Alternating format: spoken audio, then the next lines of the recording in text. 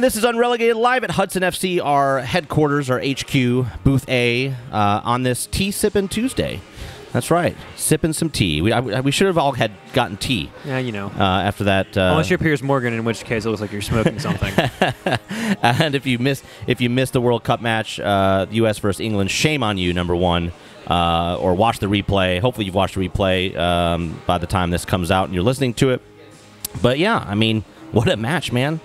I mean, what a goal celebration. 2-1 up. I mean, it was Alex Morgan, ultimate form of disrespect, I guess, depending on who you ask. England feels very aggrieved by the fact that she sips tea. Yes. Or as very disrespectful. Or as mentioned, looked like she was smoking something. But that's only, again, if you're Piers Morgan and you're just really upset about the whole fact that England wasn't better, so they lost. Congrats, America. We're amazing. U.S. moves on after facing I mean, to be fair, it was a little close there. I mean, it was a close match. There was a close offside call. It was off, though. There was the whiff goal, which got called a penalty, and the penalty was saved by Moyer. Ball that don't lie. Yeah, and so it was a crazy match, man. Yeah, it was probably as exciting as you can get for a World Cup semifinal. Yeah. It's what everyone deserved. Yeah, all the chaos. I felt that the winner of that one is most likely going to be the winner of the World Cup. I mean, Sweden and Netherlands play tomorrow. That'll be a good match, but I still think that England have been playing so up to this point. United States, tough fixture against France, tough fixture against England. Yep. I just think they're showing how good they are. They're showing they're the class of women's football in the world, and hopefully they can make it a fourth World Cup come this weekend. But it was a tough test. I had nerves going into it, to be perfectly honest with you. I wasn't sure how they'd do. I wasn't confident enough to be but you wore your Lucky Magic Eye shirt. I wore my 90s gaudy looking warm up top. Aaron, if you look closely, you can see a schooner. Okay. Oh, that's what you were talking about with all the memes that you were posting. It's amazing. Now I see what you're talking about. Not a scooter, it's a sailboat. Oh, man. The voices that you're hearing right now, Tanner McLeod and Aaron Bauer, our guest for the day. Happy to be here. Self-invited himself, which, by the way, you can do that. I mean, it's like... You can do that if you want. I've ended up on so many podcasts around Atlanta by just tweeting at people and being like, bring me on your podcast. And they're like, what is this guy talking about? Then we have a great time. So I end up getting invited back. So can't wait to see you in a few weeks. You're setting high expectations here. You think you're going to get invited back? Okay. Oh, absolutely not. I'm wearing a Red Bulls jersey on your podcast. I know my role. Well, we'll find out. There's still plenty of time to screw this up. So, guys, if this is the first time you're watching, we're an uncensored kind of self-deprecating podcast. We cover kind of soccer lifestyle culture. We're not really big into the tactics and all that fun stuff with myself, Jay, Kelly Francis, and Jessica Charman. And, we're just focused on everything Atlanta soccer, and we're glad that you joined us, whether you're watching us on YouTube or listening to your favorite podcast catcher. By the way, guys, I have to say this. I started a new series. It's on Atlanta United Fan TV. It is called 5 Stripe 5. And it's fantastic. It's basically just a quick rundown of, as fast as I can go into just all the things, as I say, we think you should know, even if you don't know you need to know it, we're going to tell you anyways.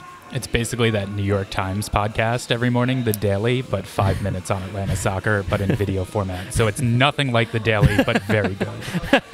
It's just like it, but not. Exactly. It's like all the podcasts, but short and abridged and funny, because it's you. There you go. So now I've set the bar way up here, and now we'll bring it slowly back down to earth. Yeah, those views will just slowly start to degrade, or quickly degrade. We'll see how I do on the second episode. I hope to pump them out.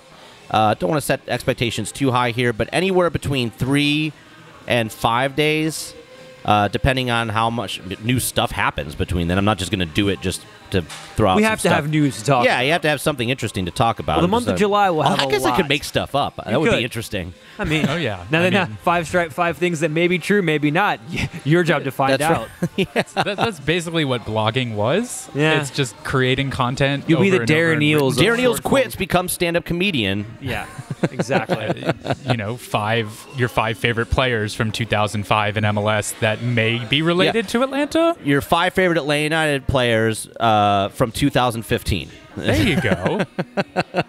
We could choose all fun stuff. Anyways, now that's a whole new series. We got to think of something different. So, anyways, just to recap, there was a soccer match. And Aaron, you are wearing a Red Bulls jersey. but you have season tickets. I do. To Atlanta I go United. to as many Atlanta United games as I can. Yeah. It's definitely a different. Just to boo Atlanta? No. No, I mean, so it's a very different experience than it was in 2017 when there was absolutely no expectations around and the two teams didn't really hate each other. Right. Well, I guess that changed after match 1, but still, there was like cordialness. I was having fun. I wanted to see the team do well. I still do. I enjoy watching live soccer, so that's why I pay for season tickets. It's a great atmosphere. I genuinely enjoy going to Mercedes-Benz Stadium, and I loved going to Bobby Dodd too. I mean, I recommend it to everyone. I think there are things that could be improved, obviously, but that's just from my experience of knowing what other teams offer. But overall, it's a great investment. I have so much fun. And, I mean, I like watching the team that's here.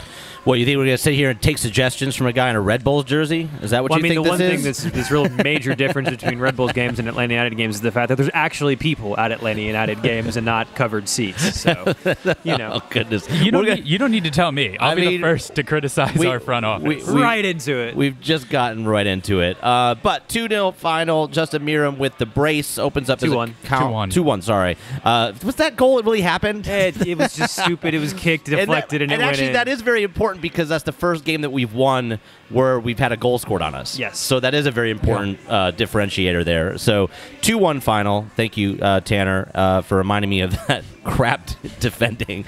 And then Justin Meram opening his account with Atlanta United with those 2 goals. And as I said, in 5 straight 5, that's 2 goals in 5 games. And now he has 2 assists with the 2 U.S. Open Cup matches. So he's having a grand old time. Breck Shea got the assist on the winner as well. With the assist. A wild First Breck he's like putting his body on the line to block soccer balls with his body on the ground, like a log on the ground, and then and that's a long way to fall for him. And then he's getting assists.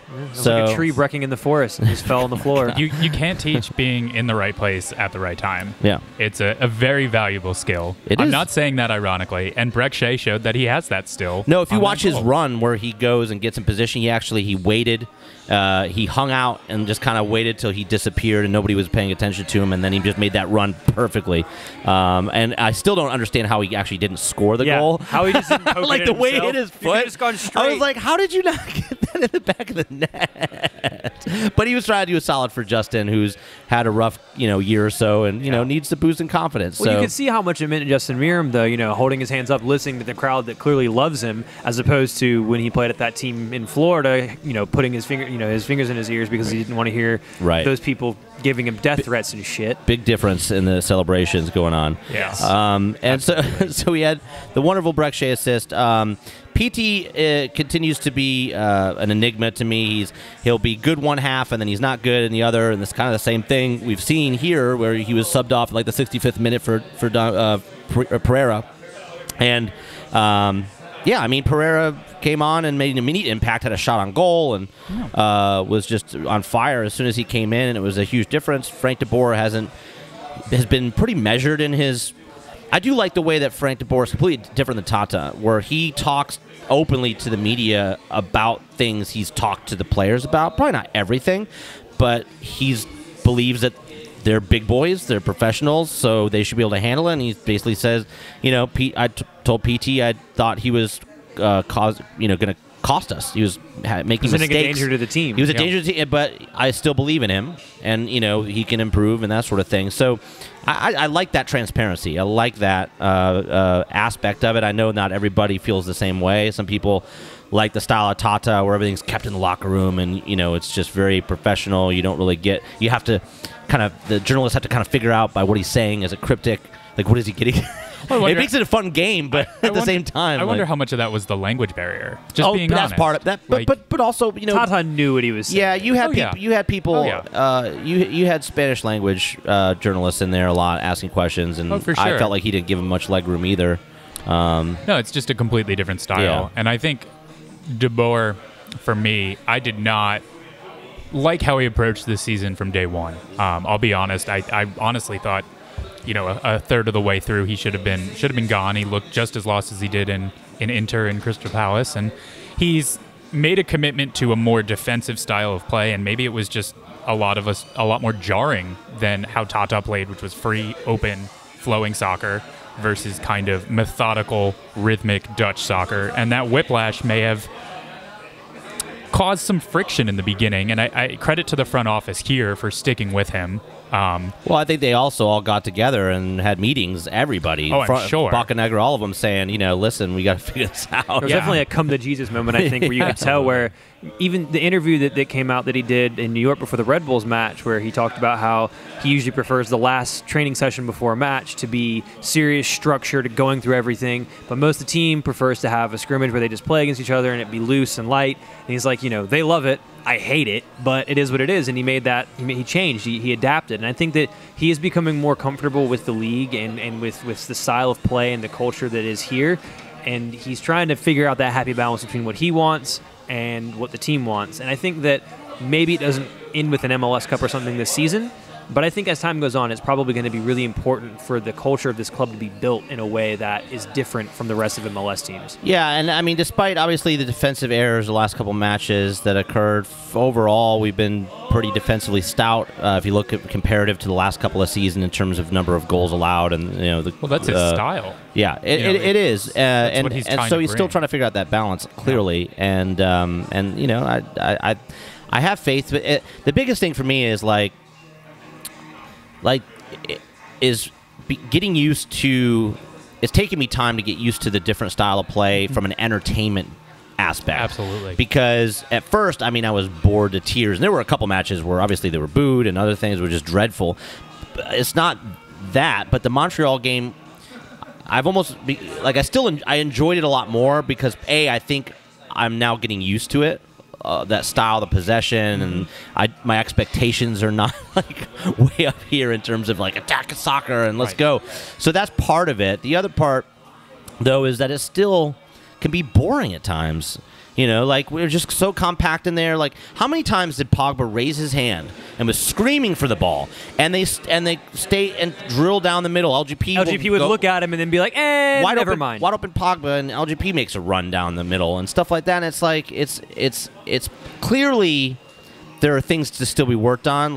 And also they haven't had a left back to be able to do anything that they've trusted so far this season. It just for me, I'm like, do the players still fully trust the system yet, or is that a symptom of well, I'm not going to boot out wide because I want to try and make something happen, and I'm going to run into the middle. I don't know why they're doing that, but it doesn't seem like Frank de Boer. I understand we've been limited because we haven't had a full-time left back, and Escobar was out, so we haven't been able to implement that Dutch style, the wings up and super far up and get attacking. And if you look at some of the heat maps that were just put out by I can't remember who did it, maybe it was Analysis Evolved, but there's some heat maps that show our wings are just dead in terms of activity, and Pogba was a breath of fresh air because he was trying to make those runs forward. Now, he doesn't, not full fitness, but it was good to see. He wasn't great, but he was good.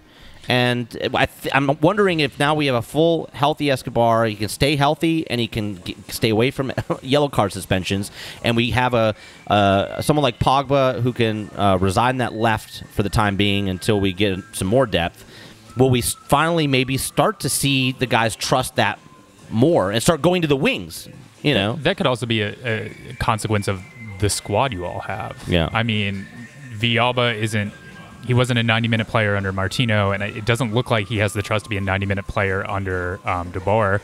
Martinez is much better in the center than he is out to the wing. When he's better cutting in, getting the ball in the center.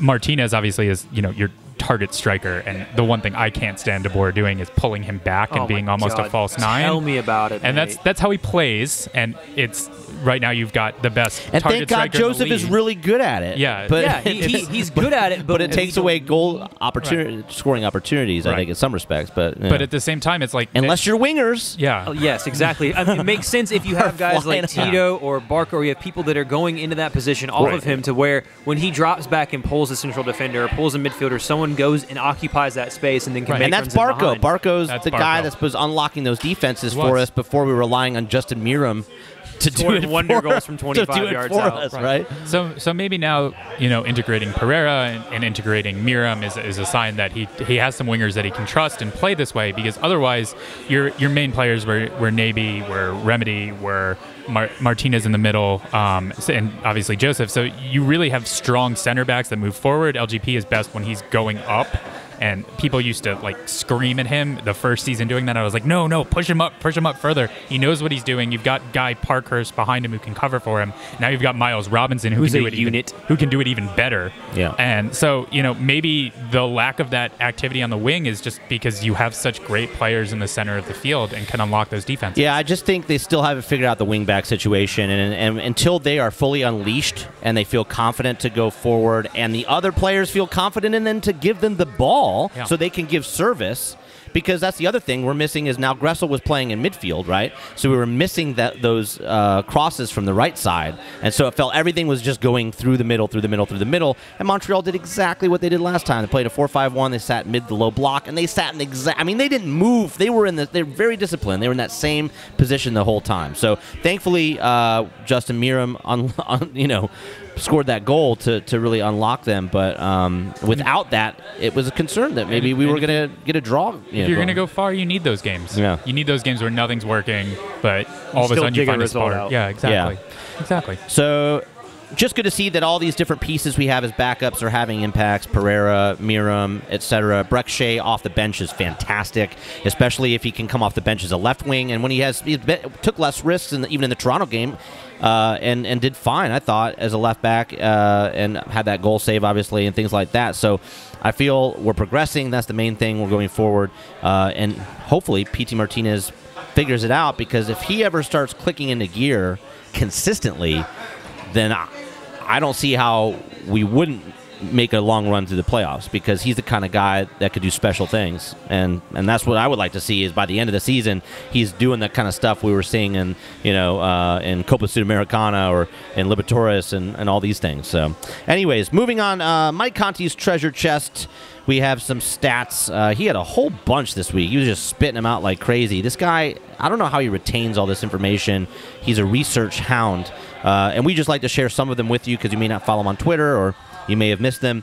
Atlanta United has now won 10 of their last 13 in all competitions.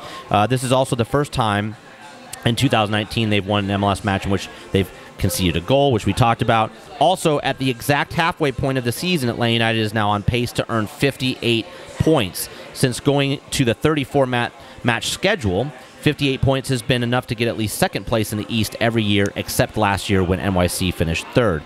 Atlanta United has 11 matches left against teams currently above the playoff line, 5 on the road, and 5 matches left against teams who currently have more points than them, 3 on the road.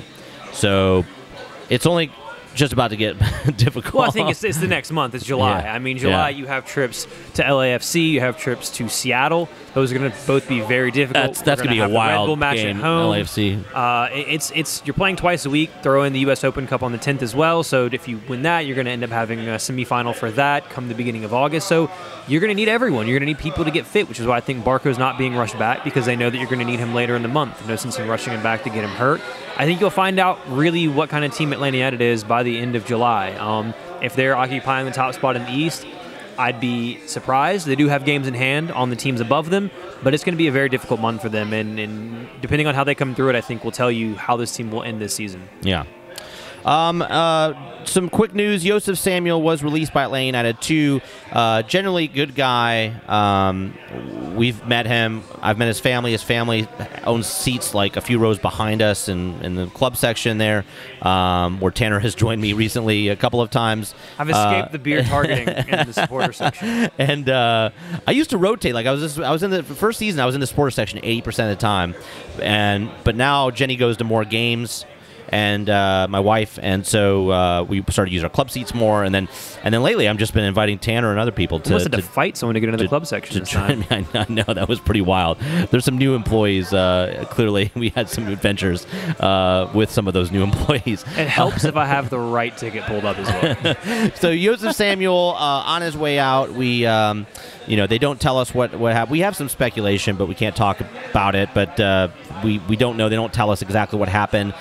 I get the feeling that it may have been because he hadn't have a lot of playing time. Maybe he wanted to go somewhere else because he wasn't performing badly. He was in form.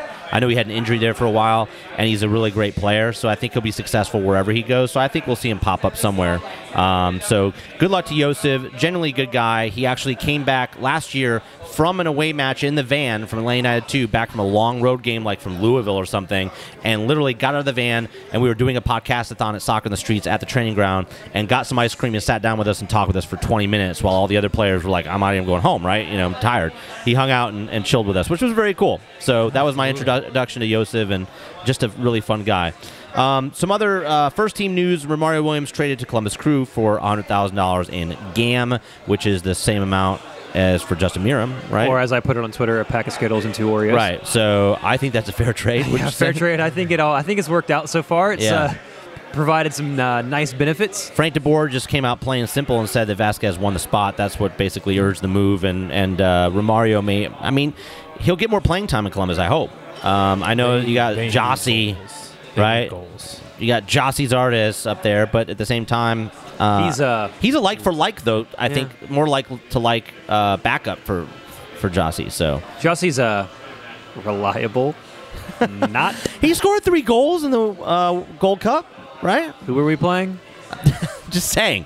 I mean, he could put him away if he gets service. If he gets service, yeah. He's a quality striker. Is he going to get you 25 goals? No, but he's a 10-goal-a-year guy in MLS. You need that. And I think Romario will enjoy it up there. They have new ownership, and I know they're not performing well right now, but it looks like the team has a good future ahead of them. They have a future, which is at least a nice start. Yes, exactly. Yes. Emerson Hindman. Yes. Emerson Hindman. Very interesting name for an American, no less. Yeah, he did his signed midfielder, by the way, signed with Atlanta United, if you didn't know. If you're not in the know, didn't follow Darren Eales with his crazy horse reference. And I still do not understand. It was a picture of Bournemouth. Yeah, Bournemouth. And then Crazy Horse is the name of a player, a female player for something that has the same initials as Emerson Hindman or something like that. So for Liverpool. Who comes up with this stuff? Right? Does he have it in his own head? In his own head, for sure. Oh, of course. Yeah. I mean, he's an Ivy League guy who's just, this is wheels turning every day. Yeah. He thoroughly enjoys the cryptic. I mean, it could be, we could have worse club presidents that just hate everyone and don't say shit. If he wasn't running a football club, he would be winning Jeopardy, probably. Yeah. Or working with Will Shorts on the Or be the Riddler. There you go. So Emerson Hindman signed with Atlanta United from AFC Bournemouth on loan with the option to purchase at the end of the year. He's young. He's, 23 years old. So he still has a lot of potential. Maybe we need some youth in the midfield. Nagbe, we don't know what's going to happen with him, with what happened earlier in the season in terms of, is he staying? Is he going? He said he didn't know. That's not a great sign, right? We know he has family in Columbus. And we know his favorite coach is there. Yes, college and professional. His second father. And so we just don't know what's going to happen. We'll see. I just don't see how he's going to break in and have much time. But at the same time, maybe we'll see him in the U.S. Open Cup. Well, that's his first match that he'll be eligible. Will be the U.S. Open Cup match against St. Louis FC on the 10th because the transfer window does not open until the 9th, so he can't be registered till then. I think he's a good player in the fact that he provides you depth in position that you had none in. In your midfield, outside of Nagbe, Remedi, and Larinowitz, you had nobody. Well, the debate is he an 8 or is he a 10? And I'm like, I don't know. Is Larry an 8 or 10? I mean, who cares? He's a midfielder, and so just stick him in there. If Remedi or Nagbe is out, stick him in there. I know he's more attacking-minded, whatever that means. He scored some goals in the Scottish Premier League when he was on loan there, but... I mean, it really only matters if it depends who you pair him with. Because if you're putting him with Remedi, who's clearly a destroyer, like a sprayer and really defensive midfielder, it gives him some room to be who he needs to be, and that's where you can kind of see how he's going to fit in. Whereas if you put him with someone like Nagbe who's going to push up the field a little bit more, you might set him up for failure because you're requiring him to track back and play defense. I think most people are agreeing that he'd probably be a replacement for Nagbe to give Nagbe some and potentially if Nagbe, they're afraid Nagbe's not going to be here down the line, we needed some depth to just be prepared for that inevitability, and someone who's young. And if he does well, then he's got a future here. He's a young technical midfielder that is best suited for a system like DeBoer's trying to run. He can put his foot on the ball. He can dictate the tempo. He can play with the ball, which is important. I think that I don't know how he would fit in a midfield 2. I think he'd be great in a midfield 3. I'm not going to get super technical into that, but I think that he's a good young player, and Atlanta United, nailed it last year with Eric Hermeti. So let's see how this one turns out. But I think you'll see him playing in July at some point because you're going to have that rotation. And Nagbe and Hermeti can't start every single match, and he's much younger than a Jeff Larentowicz. So hopefully he does take up an international slot, but we cleared a couple of those up, obviously, with Gallagher and Gressel. He does? Doesn't he? He's American. No, he's American. He is American. We traded an international slot. Yeah, we traded an international slot. This season, an international slot. I'm on a roll, guys. I'm on a roll. Along with, I believe, 150,000. It was misreported. Rights. Yeah, it was misreported for 200,000. He was an FC Dallas Academy guy, so we had to get the discovery rights. He hasn't played. He wasn't in FC Dallas's academy for almost 10 years. He goes off to Fulham, and he's been there since like 2010. How can you be like, oh, I discovered something 10 years ago. It still belongs to me. Because they don't pay percentages. How they changed the rules, but especially with disco rights, you submit a list at the end of every year. And with Heinemann, he really hadn't been playing that much. Yeah. So I think in Dallas's mind, they're like, well, he knows our system. He's from here. Let's put him as one of our 5 every year. Yeah. He might come back. Worst comes to worst, another team picks him up, and we get at least $50,000 and the first right to refuse. So it makes sense for them to keep him on his list every year almost. It's kind of stupid you can have a list like that. He's like, he hasn't been there for forever. I think the way everybody else deals with it is they put it in the contract that they get a percentage sell-on in the contract that they and so it's just. But MLS, we don't get a lot of people going away from MLS to Europe to get those kind of contracts. So I think that was created. You're seeing a wave of people coming back now, actually. Yeah. I would say it's kind of the opposite. I mean, the Red Bulls have had a couple of guys come back. I know the big one is Kyle Duncan, who's the backup right back right now. Was in the academy, went to Liga 2 for a little bit, played in the reserves from the team starts with V. It was a World Cup host. I can't pronounce it to save my fucking life, so I'm not even going to try. And then he came back. And essentially, we didn't have to keep his discovery rights or anything. We had the first right of refusal. You had Russell Canoose at DC United, was another Red Bull guy who went to Hoffenheim, came back. So there's been a couple of guys. You're seeing a wave of young guys. The next target, the Red Bulls, who I really hope they get, is a guy named Matthew Olasunde, who was finally released by Man United. He went to their U23 Premier League 2 team and now is looking to come back to MLS if he doesn't sign anywhere else. Well, why are we giving away international slots, though? Aren't those like our bread and butter that we need? Well, yeah, but it also you have a good lawyer. You have a good lawyer. Yeah. Oh my God, my team can't get a green card to save their life. We can get everyone a green card. Somebody's got dirt on somebody in the government. I don't know who it is, but it's like, oh, you play for Atlanta United and green card.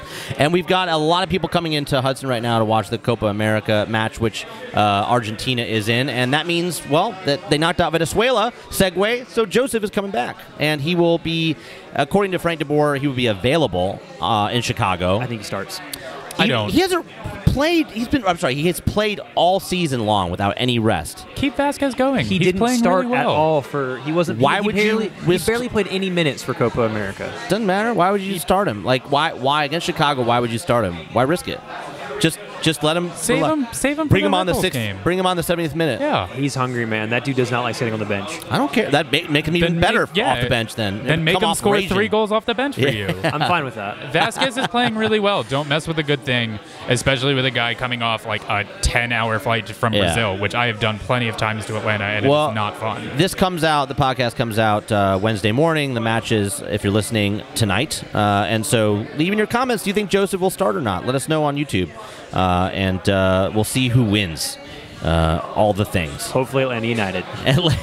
And in Atlanta United injury news, Bello's still out forever. Ambrose, I don't know what's going on with him. They've been back in training for weeks. He had his meniscus taken out. Oh, God. Kratz is still out. Is he going to go on an injury waiver or whatever? I don't know. He had to restart his rehab. They're so quiet with him. I'm like, is he done for the season? Like, open up a slot, get somebody in here, because if he's not going to be able to play, what's the point? He's just taking up a roster slot. They're really strict about that. So if there's any hint of him possibly coming back before the playoffs, don't do it, because it can screw over a guy, and essentially, unless the medical professionals are sure he's gone for the year, that roster rule is so inflexible, it's not worth it. And the Tito injury is not progressing as quickly as they had hoped, so who knows when Tito will be back. I don't think there's any other injuries. Ezequiel Barco is being... his hamstring, but I think he'll be back quicker than Tito, it sounds like. So it was less of a strain. In league news, the only thing I care about is the FC Cincinnati was drubbed 7-1 by Minnesota. What are they doing over there? It's going well. Like, what are you doing? Like, Greg Garza's hardly played, and that was a genius move by Darren Eales looking back because he's been injured and stuff. And, I mean, they have no offense. And now, clearly, the defense is just folded. And they have no coach. They have no coach. They have no allocation money. They can't add anyone. They stocked half of their roster with USL guys, so they have no depth. You have people on Reddit that are FC Cincinnati fans who pack 30,000, 40,000 people in their stadium every match, right? To watch their team get absolutely shithoused. Who are begging to go back to the USL. I've never seen that. Even when Minnesota struggled, you never heard that talk. You never saw that talk. It was not. You never, like, as bad as it got, you never saw anybody from Minnesota going, "Oh man, I wish it was back in the USL days." But well, FC Cincinnati, they were in the NASL, so there was always going to be a steep learning curve. It's a little different too. Nobody in the NASL was folded. So I think it's honestly it's really sad to see, but I think it's been an unmitigated disaster. And honestly, I hope things come good for them, and it may take some time for them to get everything figured out. But I think it's a bit of a warning sign for this whole expansion thing with MLS. Not everyone needs to have a team. You don't need to have 30 teams in 4 years from now. I mean, even with the Miami team, they still don't have shit figured out at all, and they kick off It's like two extremes. You have teams like FC Cincinnati that completely rushed into it, and then you have Miami, who's never going to get there. And so you have these two, like, find some balance. Like Nashville seems to be taking their time. It's going to be interesting to see how they do. Austin's going to have a prick of an owner. Well, yeah, but their prick of an owner is committed to spending money. So we'll see. I mean, because money. At least if you come in, incompetence can be covered up a little bit by money at first, but that's what Atlanta United did. They just went out and said, okay, who's the best we can get? I mean, obviously you're not going to have a Tata Martino fall on your lap in these other places, but I mean, shit, Miami's Miami. They should be able to figure it out. Cincinnati, it's like they did. They're gonna sign what's his face from Luis the U.S. Suarez? men's national team. Tyler Boyd. Tyler Boyd. I mean, Miami's got some money behind them. They're gonna have a stadium built. At some point. And they've got some guys in the front office. They've got McDonough, who built Atlanta in season 1 and 2. I mean, Miami of the expansion teams are the ones I believe that could actually make an impact. Yeah, because guys want to go to Miami. Absolutely, I think they'd be great for the league to have it. But I mean, again, you see they could do a lot of things wrong down there and still be fine because of the market, and that sort of stuff. Whereas these other markets don't have that luxury. Well, you have St. Louis is looking to come up. You have Detroit that's looking to come up. You have Sacramento. You have all these other teams that are trying to come up, and it's like, there's most of them, they can't figure out the whole money situation to how to fund the team, and you don't want another situation like Cincinnati, because you don't, as much as it's cool for Cincinnati to have an MLS team, you don't want them to be getting beat 7-1 and have absolutely no idea what they're doing and have no light at the end of the tunnel, and for their fans to be begging that they were in a lower professional league. Well, the light at the end of the tunnel is next year. You can go from worst to first in MLS so easily. That's not going to happen with them. Well, I mean, I think if anything, it's going to be gradual, like with Minnesota, where you'll see them gradually kind of get better. If they get, but the thing is, you got to hold on to a coach. You have to have somewhere there has to be consistency. Yeah. Right. Because you can't be throwing things out, throwing things in, ingredients constantly. That's not going to work. There's not going to be any consistency, and it's going to be unstable. But at least you see with Minnesota, they gave, obviously there was a 3-year plan. They gave Heat like 3 years. If he doesn't make the playoffs, he's obviously gone this year. And then they have their own stadium that's incredible. But I think they'll be fine. They're going to make the playoffs. I think they're going to do well, and they'll be okay. But it's a gradual thing. But even as bad as they were, they're on pace. Cincinnati's on pace to let in more goals than Orlando did last season. Yeah. Well, I mean, it all comes down to the front office. Minnesota was pretty open and transparent with their fans, saying this is going to be a multi-year project. We're going to suck in year one because we don't have the resources. And Cincinnati was like, ignite.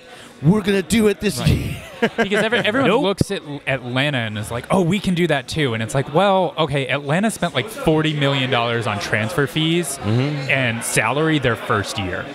Not every expansion team can do that, and they also hired a salary cap wizard from the start. Yeah. Now, and Miami has that guy now. Exactly. So that's what I was saying about Miami, and it's like Atlanta wasn't a championship caliber team in year one. It needed to figure itself out, and it got a lot of guys that they were very lucky in their international signings that they didn't have a Barco in year 2. Yeah.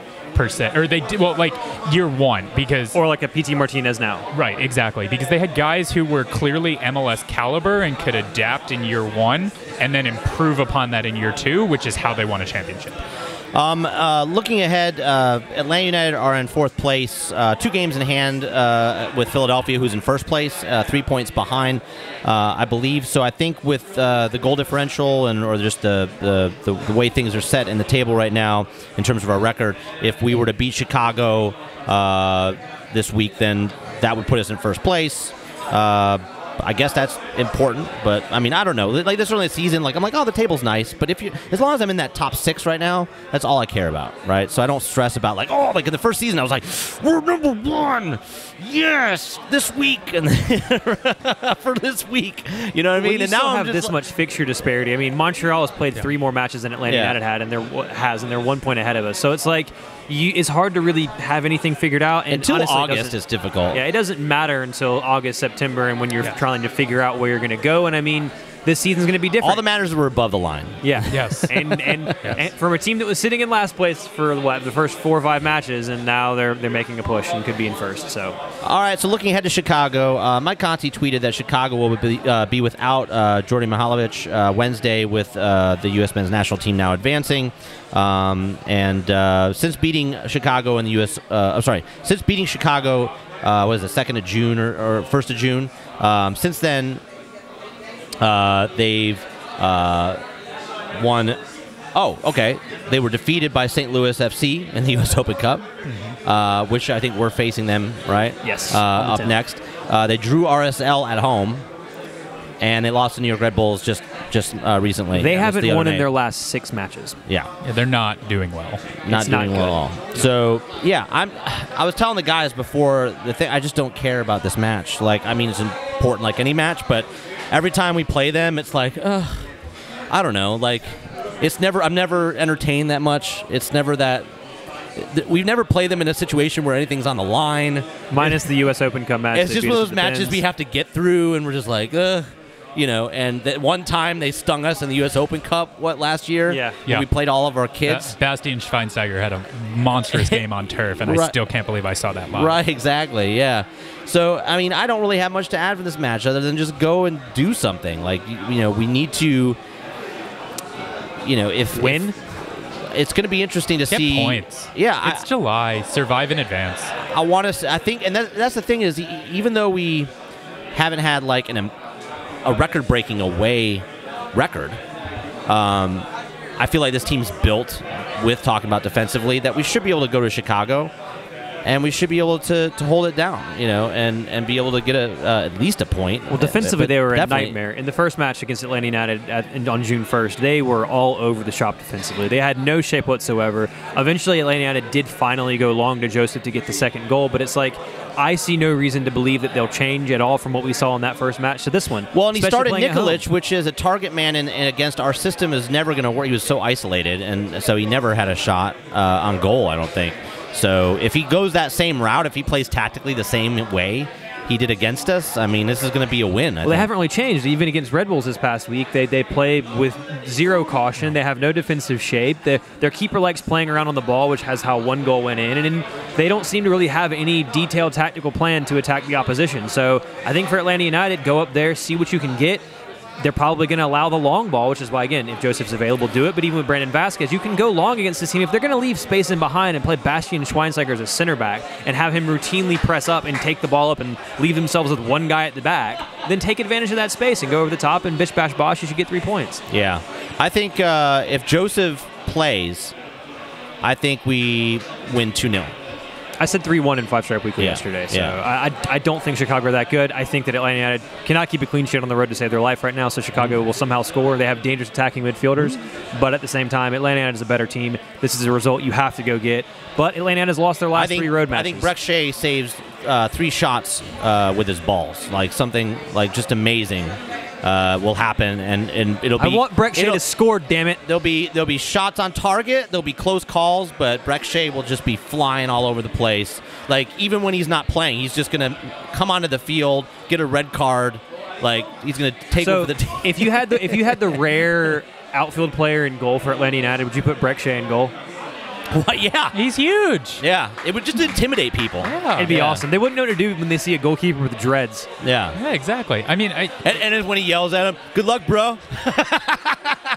Bro, I'm going to save your shot, bro. Bro, I'm going to save your penalty right here. You're going right, and I'm going to go right, and I'm going to save it. Honestly, though, for y'all, the real big thing is just not getting hurt in this game. Go play 90 minutes, kick the ball around, don't get anyone hurt. Let's look at the important match, shall we? Let's have a full Fuck Chicago Fire for this match on Sunday. Screw that nonsense. So, looking ahead to the match after Chicago against Red Bulls. Red Bulls could be without Kamara Lawrence, who's with Jamaica. That's nice. I think they will be because he's probably going to play in the third place match. So I do not expect him there. And Derek Etienne with Haiti. If either or both of them make the Gold Cup final, especially, but then even then they may not be fit to play right off the bat. Well, Etienne will certainly be in that third place match because that's huge for Haiti. We heard them after the at Mercedes-Benz Stadium in the Gulch after the game. There was a group of people tailgating with the Haitian flag, and all of a sudden just erupted. Oh, yeah. And we were like, uh-oh, something's going on in the Canada Haiti game. Everyone was talking about a Canada collapse, but I weirdly follow a lot of Caribbean soccer, and that team has been playing together. Curacao and Haiti have been a real pleasure. And not really a surprise, just kind of like finally realizing what CONCACAF has I think the casual fan, it's a surprise. Right, yeah. If you've been following... Weird Caribbean fan, not a surprise. Everyone else, I get the surprise. It's starting to pile in. The Argentina fans are getting riled up. Surprised that Curacao had enough people to field an actual team. Yeah. It's the Dutch diaspora. Okay. Now, since June 1st, Red Bulls creamed RSL 4-0, lost 3-2 to first place Philadelphia. That game. And then lost at home. That game was stupid. I watched. Lost at home to a New England who had a red card, 3-2. Yes. At home, and beat Chicago recently. So well, that was the Open Cup game, New England, right? Was it? All I know is I just remember a red card. They lost to New England in another game, I think in Foxborough. Okay. And then the Open Cup game, which was 3-2, was a stupid game at Montclair University. That's right. On turf. They're like we talked about the Red Bulls front office screwing people over.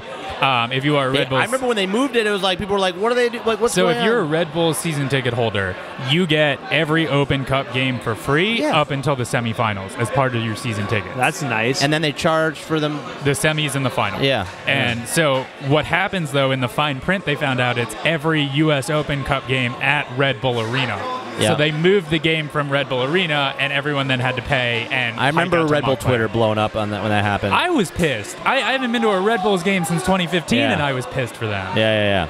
So tell us a little bit about yourself, Aaron. Yeah. What landed you in Atlanta? Why are you a Red Bulls fan?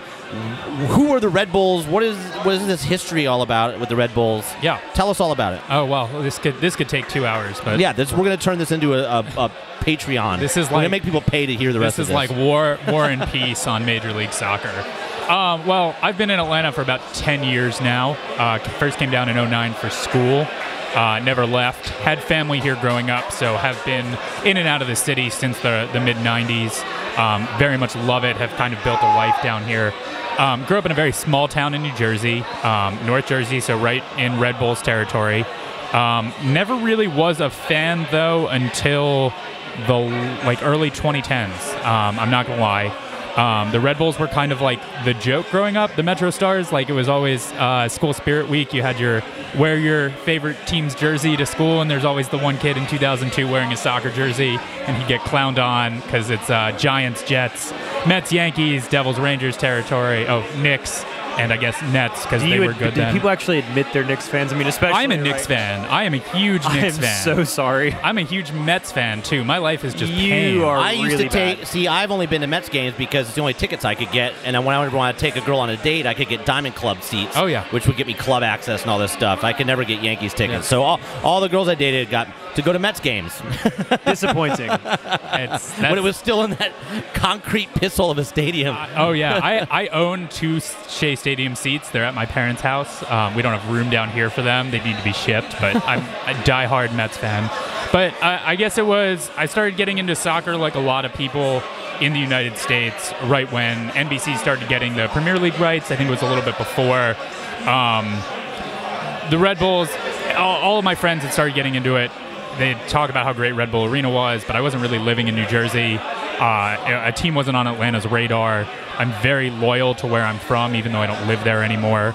Like all my friends are heard me incessantly talk about my 10-year high school reunion, going back to my small town, graduating class of about 130 people. You know, again, fiercely loyal to that area. It was right around when David Beckham was starting to come back from all those loans from Milan. And I just remember in the playoffs one year, it was 2011, followed the Red Bulls. It was one of those up and down years that they tend to have, sneak into the playoffs at the end. They're never going to go on a run because they always choke in the playoffs. I didn't know that. They were playing the Galaxy. They lost the first game 1-0 at home. I think Mike McGee scored. And then they went on the road in LA. I was watching the game down here in Atlanta, streaming it on a computer. The Red Bulls scored first and then proceeded to give up like 3 more goals after that. So they gave me that faint glimmer of hope. I got sucked in, haven't left since. Yeah. So you were anointed through a true Red Bull baptism. Yeah. Of failing to make it through the playoffs. I mean, I remember. I mean, the next year was just one of the most fucked things ever when it was, you know, they were first in the conference, finally looked like they were going to make a run in the playoffs, and then Hurricane Sandy happened. So the playoff controversy with DC, where they switched the legs so that they could, you know, not have a game played at Red Bull Arena during Hurricane Sandy, which was smart. And then what ended up happening, which was really, really fucked, was there was a snowstorm like a week after, because Sandy happened in October, like the end of October. And then the return leg was like the right around Halloween, like first day of November, and there was a snowstorm. And all these DC supporters like came up to New Jersey, and then they were looking to play the game, but it's snowing, and they're in the stands waving their flags. All the Red Bulls guys knew that they didn't show up because the game wasn't going to get played. Thierry Henry infamously was like going in and out of the tunnel. They're trying to like shovel the snow. Everyone watching on TV is like, just call it. We know it can't happen. And then they played the game the next day, and the Red Bulls, who had an away goal in the first leg, it was 1-1, managed to lose on an 88th minute goal to Nick DeLeon at home, 1-0 to lose in the playoffs that year. And then because history is written by the victor, all the DC fans love to write these famous first-person stories about how they stayed overnight in New Jersey so that they could see their beloved DC United at Red Bull Arena. Meanwhile, like, they were chanting some very negative things, and Hurricane Sandy legitimately decimated the area. People were still without power from the week before. It was a shit show. So when I talk to Red Bulls fans, there are either two qualities that stand out to me. There's either the very bitter fan. There's self-loathing across the board, but there's the bitter fan, and then there's the I just laugh at myself and this entire thing because we're cursed and that's just the way it is. So there's 3 levels of fans. I would say the second one you named, the one who laughs, has been there since the Metro Stars days. Then you have the ones who are just bitter. They've been there longer than most of the fans these days, but they've been there too long. Yeah, become cynics. And you're just like, that's where I'm at. I'm just a fucking cynic about everything. You know, and then there's the thing with the Red Bulls is they cycle through fan bases like every 3 to 4 years because the cycle repeats itself. Like we've been blessed by a run of really good form since 2009. 2009 we had one of the worst seasons in MLS. And after that, we went worst to first and just started this cycle of buying guys for a lot of money but never finishing everything. And then it took until the end of that 2010 to 2013 cycle, which took 2 coaches, to go from like bringing Thierry Henry to like winning the first trophy in the franchise's fucking history 18 years in, when every other original team and then some had won a trophy because it's MLS, because they give out tons a year. Yeah, I know. It took us 18, and we're damn proud of it. Yeah. And then, you know, it's the guys that stayed for 3 years, you know, they start becoming bitter, and then just so many people give up because the front office treats the fans like shit. You know, half our stadium's tarped off right now. We don't know why. They have empanadas. They do have empanadas. That's true. Breezes is saving grace. The new fans are just like gaga about the empanadas on Twitter, and I'm like, just go back to the other memes, guys. The other memes were funnier. Like, we get it. Empanadas are good. And then it's just people get burned out watching this team, and I don't blame them. They can't win when it counts. They can win a supporter shield, which is very meaningful. Like, I was going nuts at the end of last year. I was watching the game down at Midway because I was devastated when we lost the supporter shield. Yeah, it all worked out. Yeah, but still, it still hurts inside. Yeah. Like it was 2 blocks from my house, and you know, I mean, for us, the consistency of success has always been great. Winning any trophy, I don't think you can take for granted in MLS because it's so hard to keep a team in year after year. So that was, a lot of fun.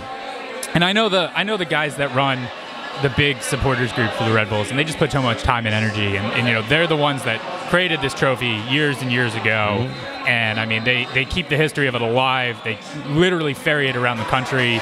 Our friend Robin was holding it up there when we lost to Toronto, ready to give it to Atlanta. Yep. Yeah, so it hurt especially for her.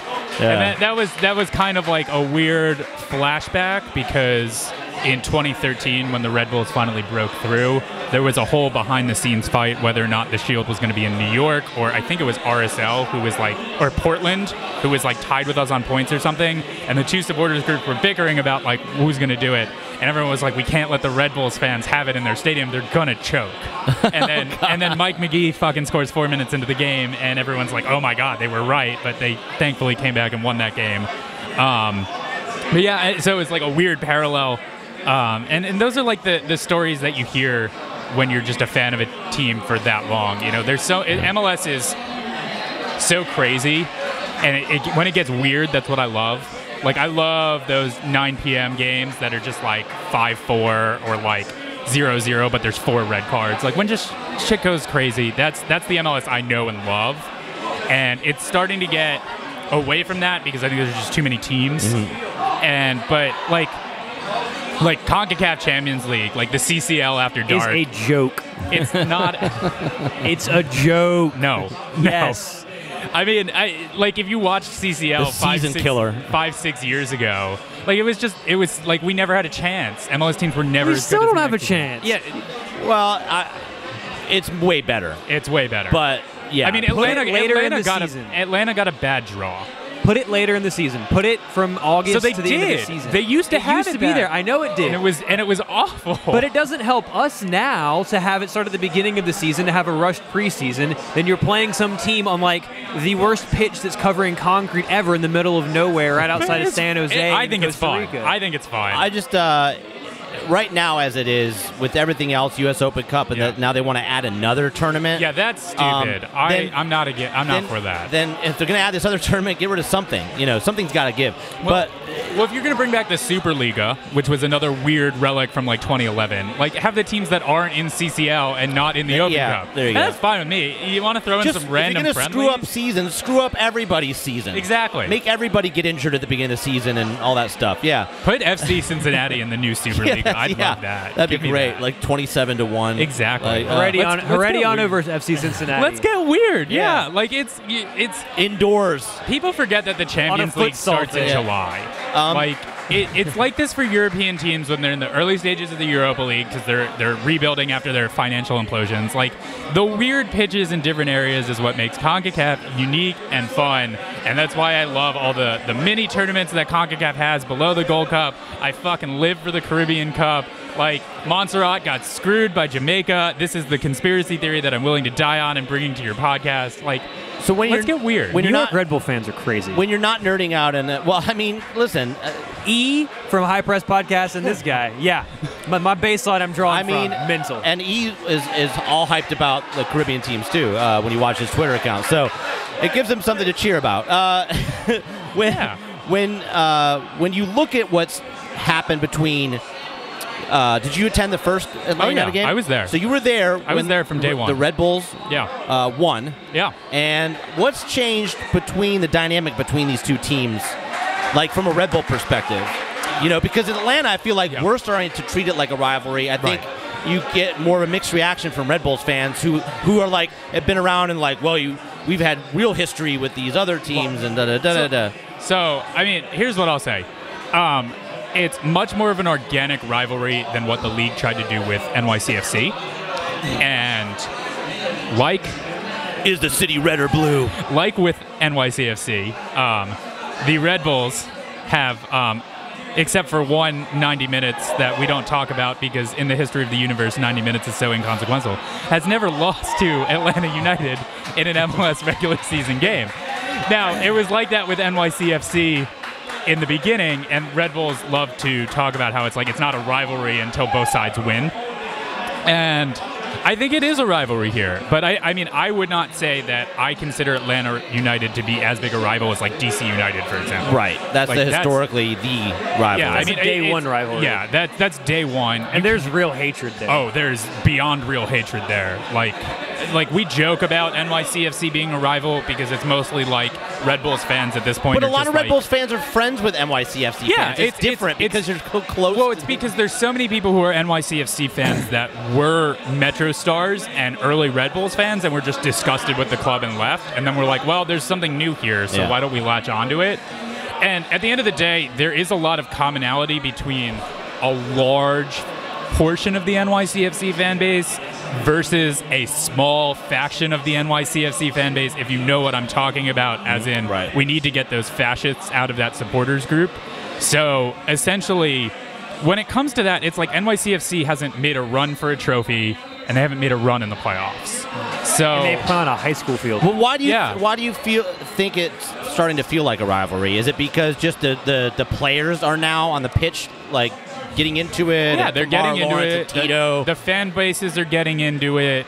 There's organic back and forth online. Yeah. There's content being created on both sides. Like, the fans are invested in this game. The league understands it's a marquee matchup because both teams have been very good. The interesting thing will be what happens when either of the teams have a down year if the fan base still survives. Sustain it. Yeah. I mean, like, let's be real. Atlanta and Red Bulls have both had 3 very good seasons. I mean, last year both of them had historic seasons. Exactly. Atlanta United had tied the record for Toronto points. Back and forth in terms of point totals and stuff like that. And that helped a lot. And, I mean, I think it was a large part of it was you have a lot of older Red Bulls fans that recognize the value of the supporter shield. And especially for the Red Bulls, we know we're not winning MLS Cup at the end of the year, let's be honest. It hasn't happened yet. I refuse to believe it'll ever happen until it does. And we cared a lot about getting back into the CONCACAF Champions League because we were, a game that we should have won away from a final against Toronto. Yeah. I mean, that game, I have true Red Bull fashion. I have forever respect for Almeida at San Jose now because he played the opposite of what soccer was supposed to be. He just sat back and essentially played a 5-5-0. Genius. It was genius. Yeah. And the Red Bulls couldn't hit the broadside of the bar. And now he's bringing San Jose, this trash team that has no players. Well, he's a brilliant coach. To not just win, even if he was losing, they're playing exciting soccer, which I'm starved for right now in Atlanta. He might be the best coach in MLS. If he doesn't win Coach of the Year, it's going to be.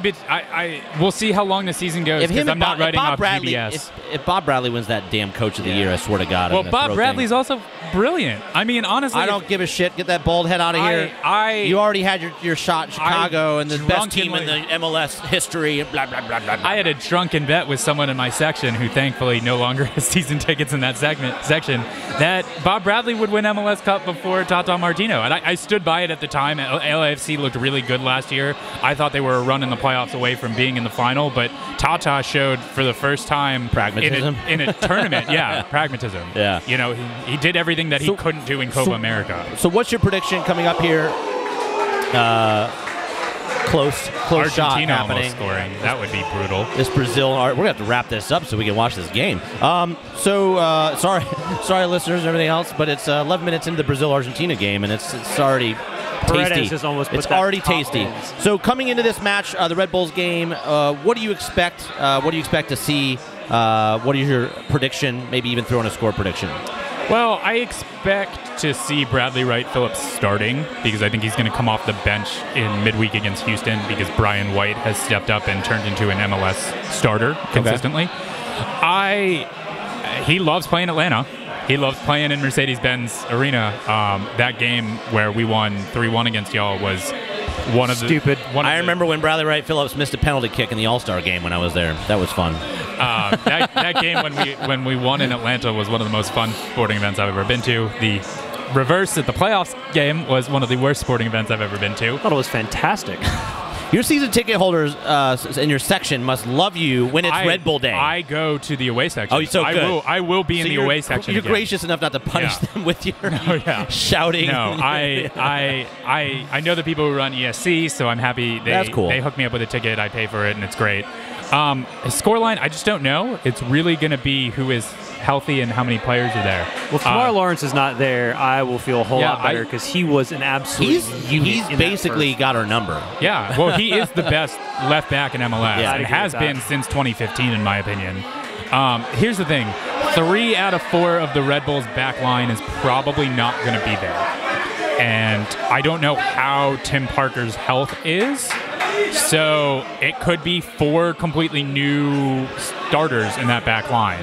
Now, not the atmosphere, the environment, the team you really want to be. But you guys, but rotation has never hurt you against Atlanta. Well, rotation has never hurt us. We've been punished regardless of who's on the field. Like game 1 against Columbus, in Columbus, they had 9 reserves playing and they drew 1-1 on the road. I remember that. Yeah, they should have won. They should have won 1. I remember. 1-0. I didn't understand what was happening. Yeah. So the Red Bulls will play positionally sound soccer based on their system.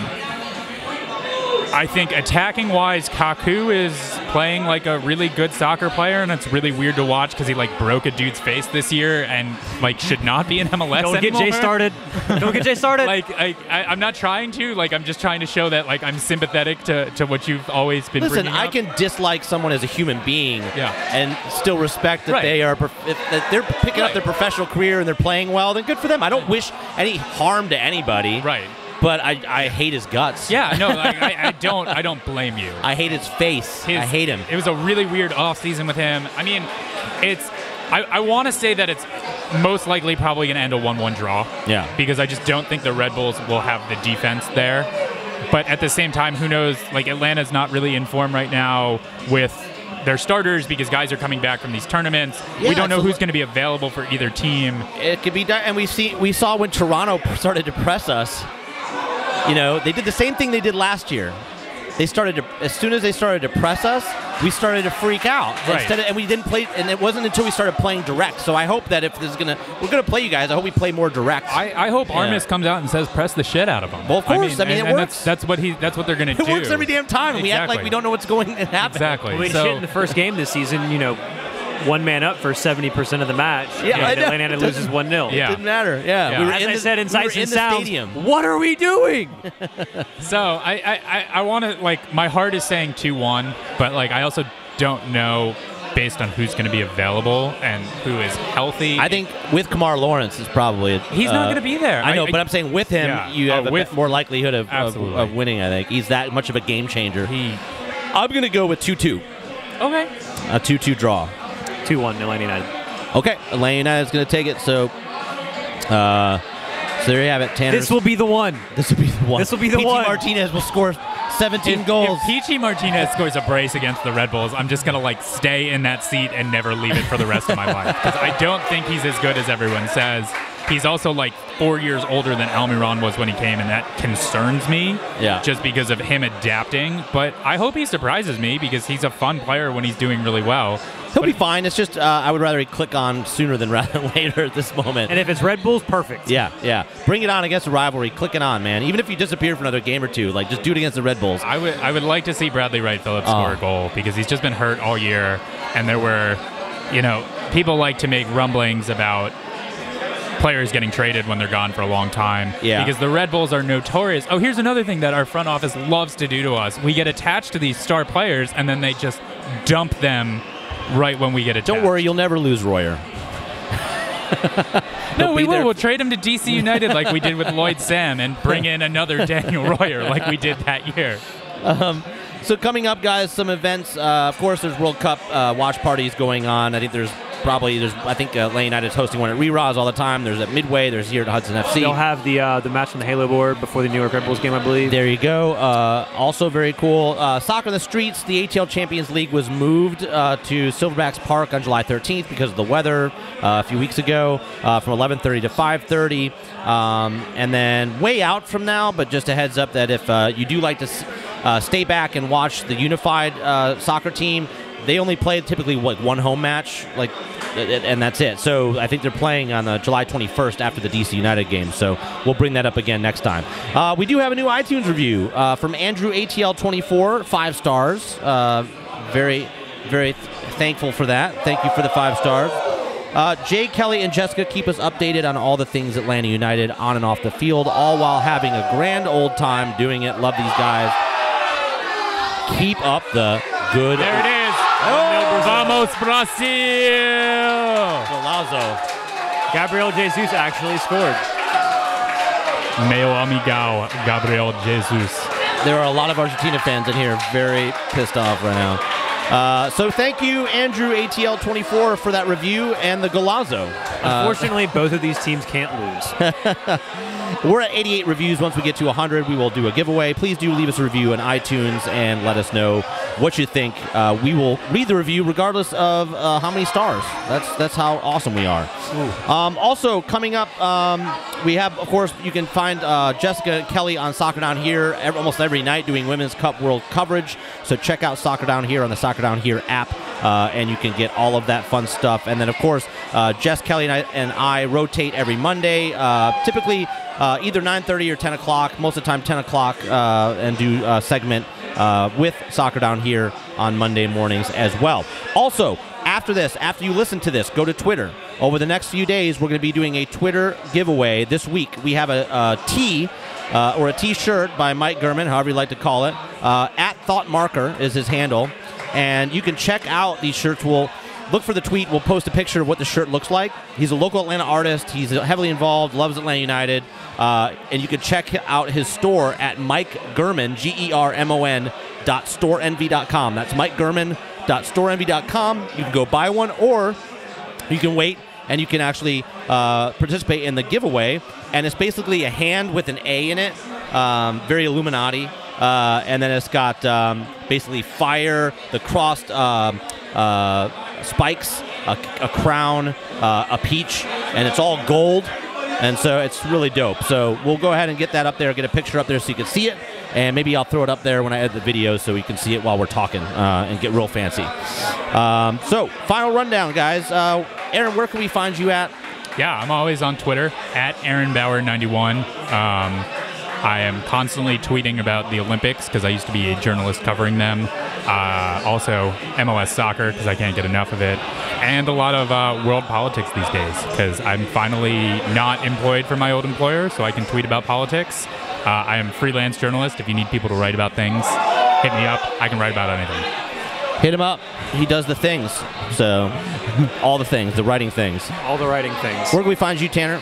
TW McLeod on Twitter. Instagram, I don't really use that much, and I just had to look up what my Twitter name was just now because I don't remember it, and I'm terrible at remembering social media stuff. Mostly complaining about Manchester United and other soccer things because, well, that's all I really care about, and I hate myself. So, you know, it is what it is. I feel that. I love a self-deprecating outro. Always gets the juices flowing.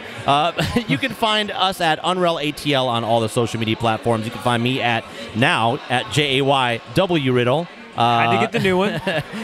Also, come to find out, you're not the only one to get taken down for Celine Dion. By the way, there have now been 2 or 3 people that are big influencers for other things. The Eagles, Newcastle United, who have lost like 10,000 followers because they had the same thing. They put a Celine Dion song to a goal. Yeah, the Titanic song. Yeah, the Titanic song. That was a meme for a while. And they got their account suspended because of Celine Dion's attorneys. So I am not the only one. I'm going to start a support group. If I keep seeing these accounts keep going down, maybe we'll create like a we'll get something. We'll fund therapy through a GoFundMe or something for people that have. I only lost 3,500 followers. Some of these guys lost like 10,000 followers. Sure, yeah. you should all start like a Patreon together. Yeah, there you go. Nothing helps like a Patreon. And it helps Patreon because they get that sweet percentage. You can find Kelly at @TheKellyFrancis and on Instagram and Twitter, and you can find Jessica on Twitter at Jessica ATL UTD. Thank you for joining us, Aaron. I think it's really cool that you're a season ticket holder, but you also stay true to your Red Bulls, that you support your local Atlanta team, but you've got this whole dynamic. I love it. It's kind of unique. I thought it was a unique perspective, so thank you for spending time with us. No, I'm happy that you let me tweet at you and I magically could just appear here. I hope I lived up to my billing at the beginning. We'll send you an invoice for tonight. Oh, yeah, please do. I'll get back to you in 6 to 9 months, like just the like other people that owe me money. Just like a writer waiting a year for your paycheck. All right, guys, thanks so much, and we'll catch you next time, guys.